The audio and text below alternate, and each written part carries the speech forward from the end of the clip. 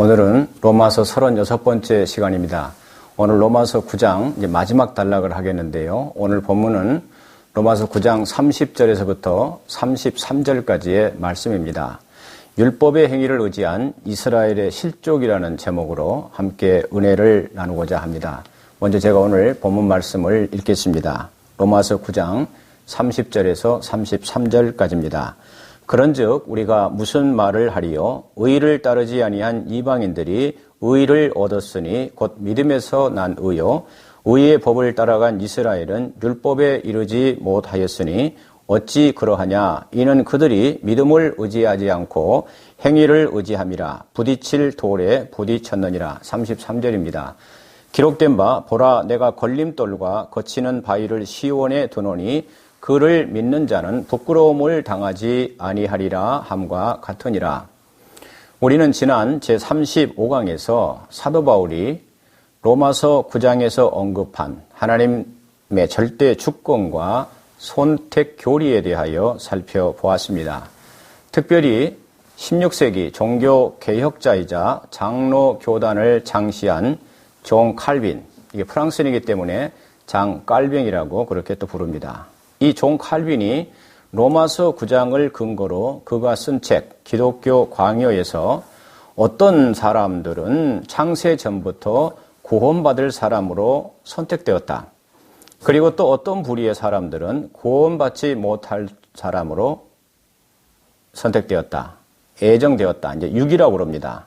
유기로 애정되어 있다고 주장한 데 대해서 칼빈의 이 선택과 유기라고 하는 소위 이중애정론은 일종의 운명론 내지 결정론이라고 할 수 있으며, 따라서 그의 칼빈의 견해에 의할 경우 예수 그리스도가 이 땅에 육신을 입고 오실 필요도 없고 우리가 구태여 전도할 필요성도 없게 되는 등 성경 곳곳에서 하나님의 은혜와 믿음을 통하여 구원받는다.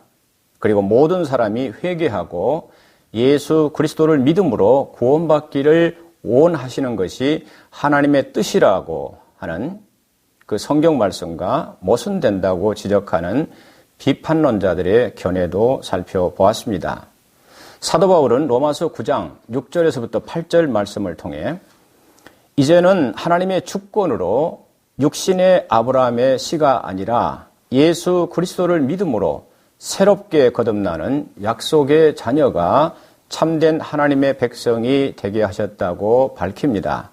하지만 사도 바울이 사역할 당시에 유대인들의 입장에서는 아브라함의 씨가 아닌 이방인들이 예수 그리스도를 믿음으로 하나님의 백성이 된다는 것은 상상도 할 수 없고 받아들일 수도 없는 일이요, 결코 용납될 수도 없는 일이었습니다.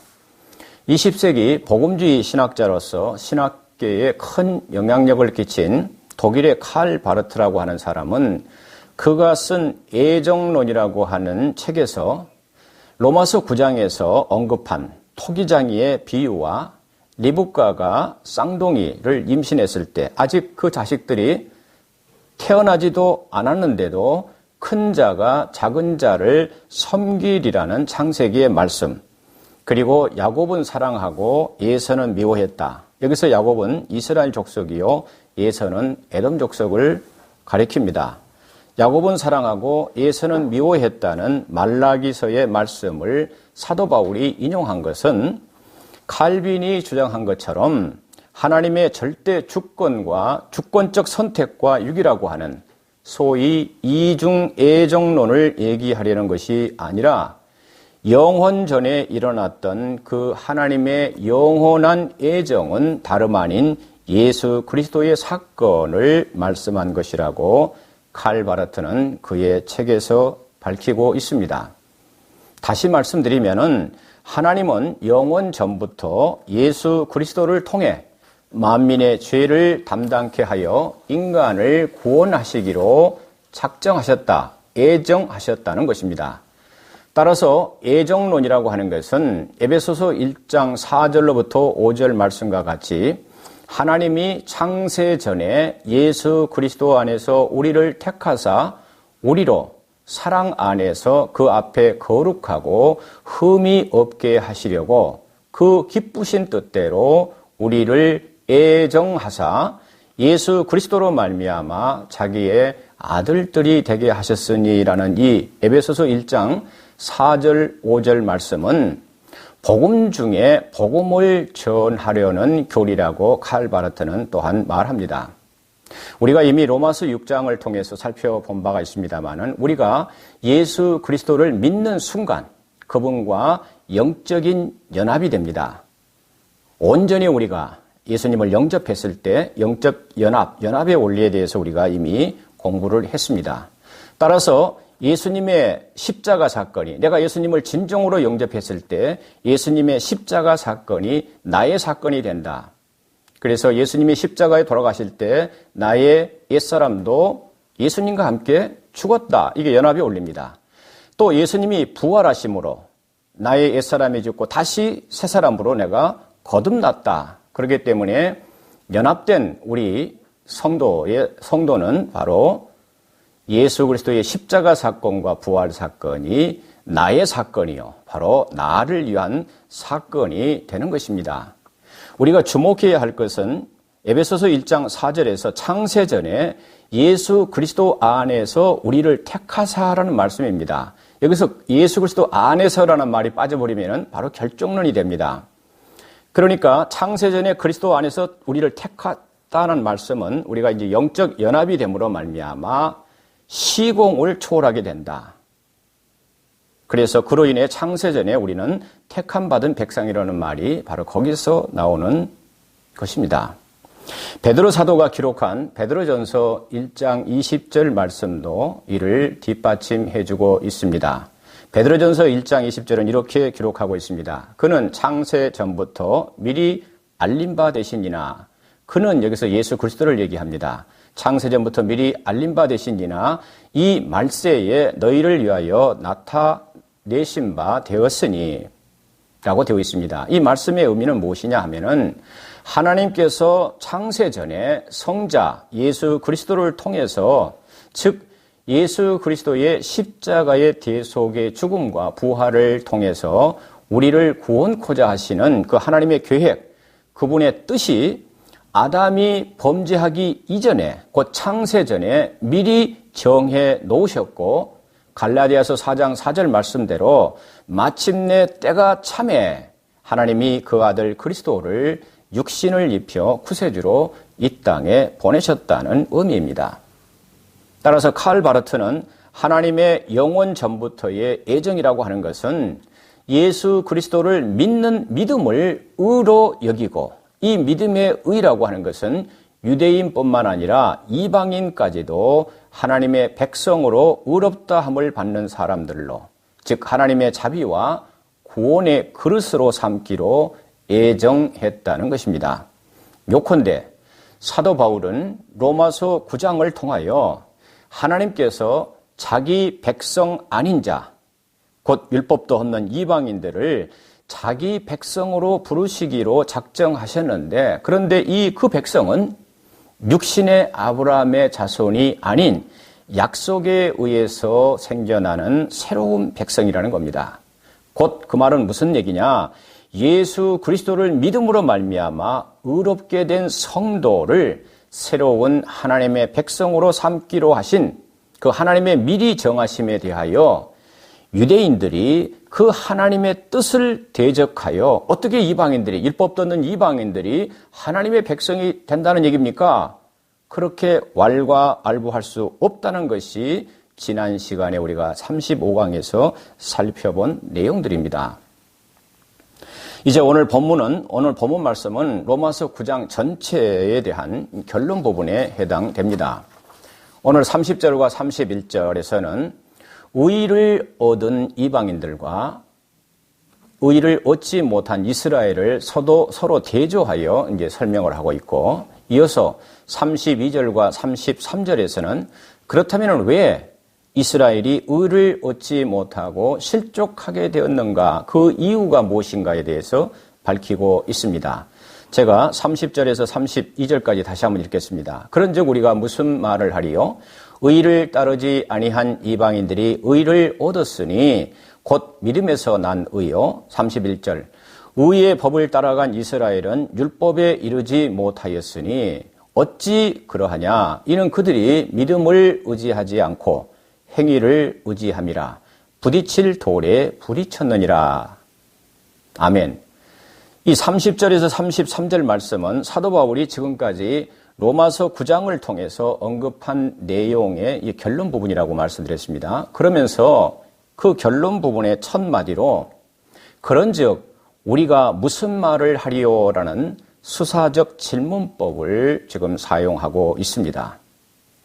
의를 따르지 아니한 이방인들은 의를 얻었다. 여기서 의를 얻었다 그 말은 구원을 받았다 그런 의미입니다. 그런데 오히려 의의 법을 따라간 이스라엘은 그 반대로 의를 얻지 못했다. 즉 구원받지 못하고 실족했다는 얘기입니다.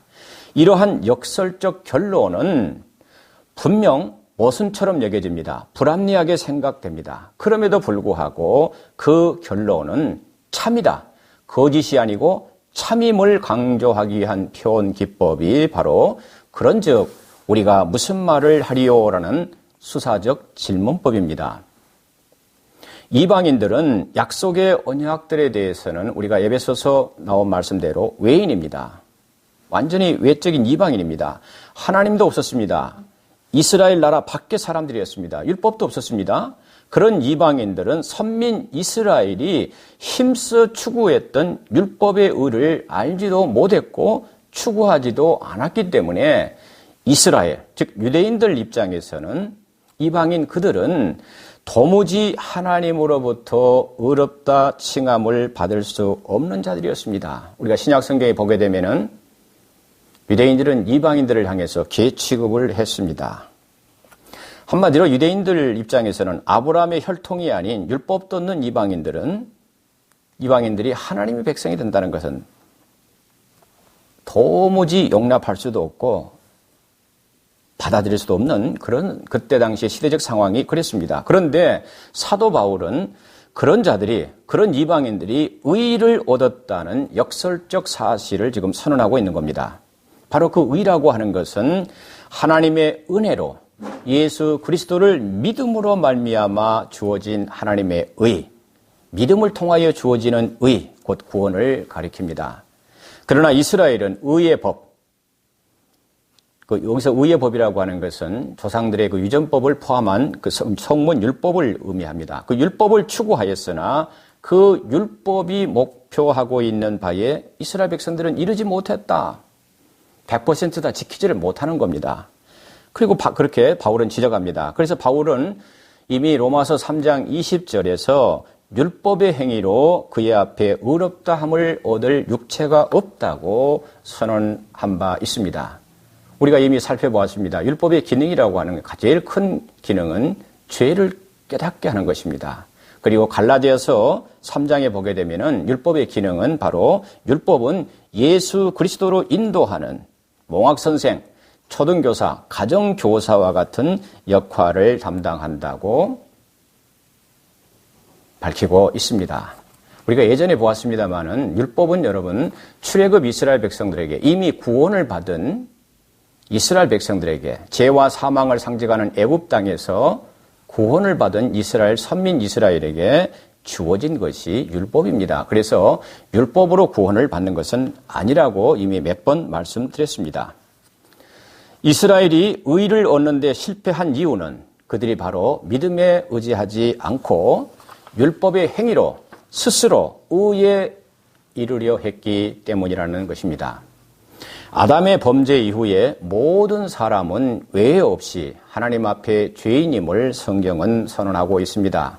사도 바울은 로마서 3장 10절에서 의인은 없나니 하나도 없다라는 말로 지금 그렇게 표현하고 있습니다. 이 땅에 다 죄인이다. 아담의 범죄 이후에. 그 말은 무슨 얘기냐? 다른 말로 표현하면 하나님과의 관계가 깨어졌다. 그래서 모두가 외에 없이 불의한 자가 되었다. 하나님 앞에 모두 다 불의한 자가 되었다.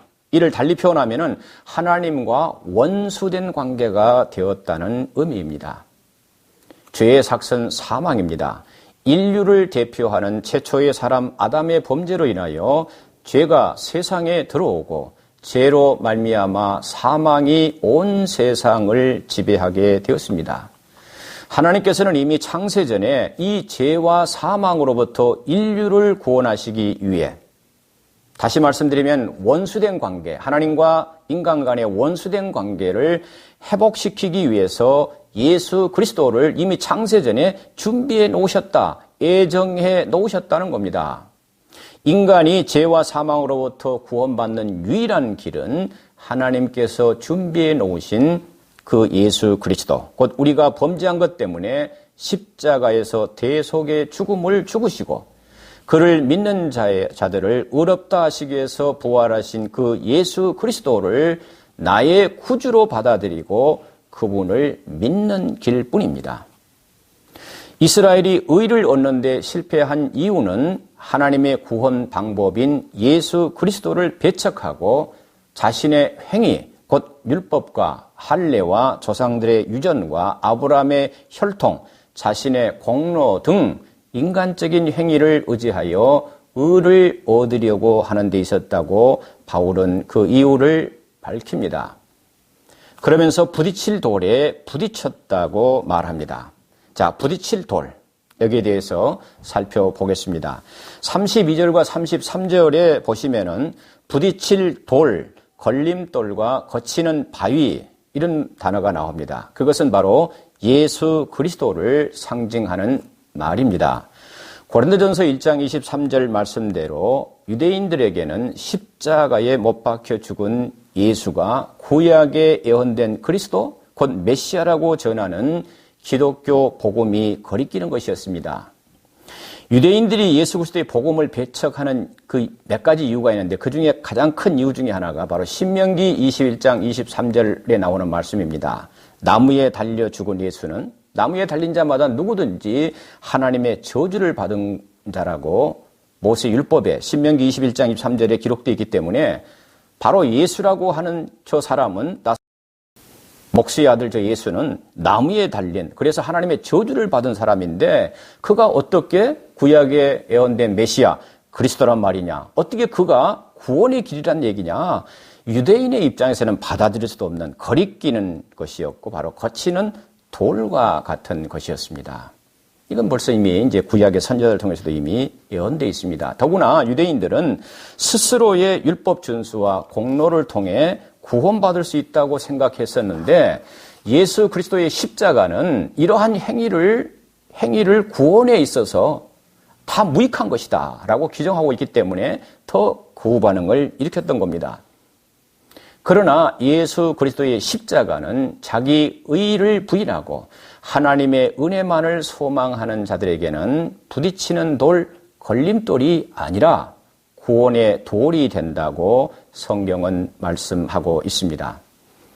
자, 33절 말씀을 다시 한번 제가 읽겠습니다. 33절, 기록된 바 보라 내가 걸림돌과 거치는 바위를 시온에 두노니 그를 믿는 자는 부끄러움을 당하지 아니하리라 함과 같으니라. 이 33절 말씀은 사도 바울이 이사야서 8장 14절, 이사야서 8장 14절은 이렇게 기록하고 있습니다. 그가 성소가 되시리라. 그러나 이스라엘의 두 집에는 걸림돌과 걸려 넘어지는 반석이 되실 것이며 예루살렘 주민에게는 함정과 올무가 되리라는 이 이사야서 8장 14절 말씀하고 또 이사야서 28장 16절은 이렇게 기록합니다. 28장 16절, 그러므로 주 여호와께서 이같이 이르시되 보라 내가 한 돌을 시온에 두어 기초를 삼았노니 곧 시험한 돌이요 귀하고 견고한 기초돌이라. 그것을 믿는 이는 다급하게 되지 아니하리로다는 말씀을 사도 바울은 바로 이사야서 8장 14절 말씀과 28장 16절 말씀을 바울이 오늘 본문에서 부분적으로 인용한 겁니다. 33절 말씀은 이 본문에서 시온이라고 하는 것은 바로 예루살렘 성전이 세워진 곳을 의미합니다. 따라서 내가 걸림돌과 거치는 바위를 시온에 두노니라는 표현은 곧 예수 그리스도께서 이스라엘 가운데 오신 것을 의미합니다. 부딪힐 돌, 걸림돌과 거치는 바위는 예수 그리스도를 상징한다고 말씀드렸습니다. 또한 예수님을 성경에서는 건축자가 버린 돌, 또 집모퉁이의 머릿돌로도 표현하고 있습니다. 이를 달리 표현하면은 예수 그리스도의 복음에는 양면성이 있다는 것입니다. 부딪히는 걸림돌이 되느냐, 아니면은 구원의 돌, 귀한 돌이 되느냐, 이 둘 중 하나입니다. 누가복음 2장 34절에 보게 되면은 예수님의 그 육신의 부모가 아기 예수의 정결 예식을 위하여 예루살렘 성전에 올라갔을 때 이 시몬이라고 하는 성령의 감동받아서 이제 일설이 하게 되면은 바로 바울의 스승인 가말리엘의 그 아버지 되시는 분이 시몬이다 하는 그런 전승이 있습니다. 바로 이 시몬이라는 사람이 성령에 감동되어 아기 예수를 보고 뭐라고 누가복음 2장 33절은 기록하고 있느냐. 보라, 이 아이는 이스라엘 중 많은 사람을 패하거나 흥하게 하며 비방을 받는 표적이 되기 위하여 세움을 받았다라고 말한 데서도 바로 양면성을 지금 나타내고 있습니다. 내가 그 걸림돌과 거치는 돌을 시온에 두노니라는 오늘 본문 말씀을 이렇게 하고 있는데 그 말씀은 뭐냐? 하나님께서 그 돌을 시온에 두신다고 지금 말씀하고 있는데 그러므로 모든 사람은 이 돌을 피할 길이 없고 다만 믿느냐 배척하느냐. 아까 시온에 둔다는 얘기는 그리스도께서 이스라엘에 임하셨다는 말씀이라고 그랬습니다. 그런데 시온에 그 돌을 두는데 그 돌을 피할 길은 없다는 얘기입니다. 다만 믿느냐 아니면 내가 배척하느냐라는 두 가지 반응 중 하나가 있을 뿐이다. 그래서 바로 양면성이라고 하는 얘기입니다. 이 돌을 믿음으로 받아들이는 자에게는 구원과 피할 바위가 되지만 그러나 그 돌을 배척하는 자에게는 바로 걸림돌과 거치는 돌이 된다. 이 점을 베드로 사도도 믿는 너희에게는 보배이나 예수 그리스도를 믿는 너희에게는 바로 보배로운 돌이 되나 믿지 아니하는 자에게는 예수가 어떤 분이냐 어떻게 되느냐 부딪히는 돌과 걸려 넘어지게 하는 바위가 되었다라고 말합니다. 믿는 자는 부끄러움을 당하지 아니하리라고 할 때의 그 부끄러움이라고 하는 것은 일시적인 어떤 창피하다 부끄러운 얘기가 아니고 의미가 아니고 영원한 벌, 영벌을 의미합니다. 그리고 믿는 자라고 할 때의 시제가 어떻게 나와 있느냐? 본문에 보게 되면은 현재 분사형으로 되어 있습니다. 자주 말씀드립니다만 성경에서 믿음이라고 하는 것은 주님과 나와의 계속적인 관계, 신뢰를 의미하기 때문에 항상 현재 시제임을 잊지 마시기 바랍니다. 이제 말씀을 마무리하겠습니다. 예수 그리스도는 신앙과 불신앙, 영생과 영벌을 가름하는 시금석이 되시는 분입니다. 오직 하나님의 은혜로 마련해 놓으신 믿음의 법을 따르는 성도들만이 하나님께 의롭다 하심을 받습니다. 이스라엘이 구원에서 실패하게 된 것은 그들이 하나님께서 마련해 놓으신 유일한 구원의 길인 예수 그리스도를 배척하고 그들의 율법과 할례, 육신적 혈통 등 겉으로 드러난 인간의 행위와 공로를 의지했기 때문입니다. 사도 바울은 로마서 9장에서 하나님의 절대적 주권과 선택, 하나님의 뜻을 강조했습니다. 그리고 동시에 믿음을 강조하고 있습니다. 여기서 하나님의 절대 주권과 선택이라고 하는 것은 하나님의 어떤 전행을 의미하는 것이 아니라 선택과 유기라는 소위 이중애정을 의미하는 것도 아닙니다. 그 의미는 뭐냐? 하나님의 절대 주권, 선택을 강조하는 의미는 하나님께서 창세 전에 예정해 놓으신 구세주 예수 그리스도를 통하여 유대인이나 이방인 할 것 없이 믿음을 통해서만 구원을 받을 수 있다.